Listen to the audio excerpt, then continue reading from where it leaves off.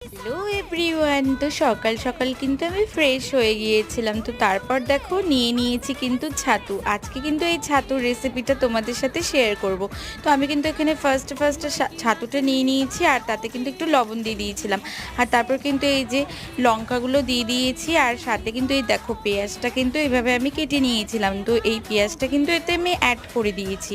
তো এইভাবে পেঁয়াজ আর লঙ্কা দিয়ে কিন্তু আজকে আমি ছাতুটা বানাবো। তারপর কিন্তু দেখো এখানে একটু চিনি দিয়ে দিয়েছিলাম, আর এই লেবুটাও দিয়ে দিয়েছি এখানে।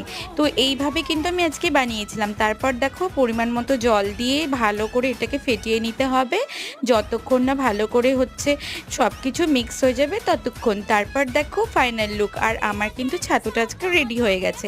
তো আজকে কিন্তু আমি এই ছাতুটা এইভাবে বানিয়ে খেয়েছি, আর সত্যি কথা খুব টেস্ট হয়েছিল।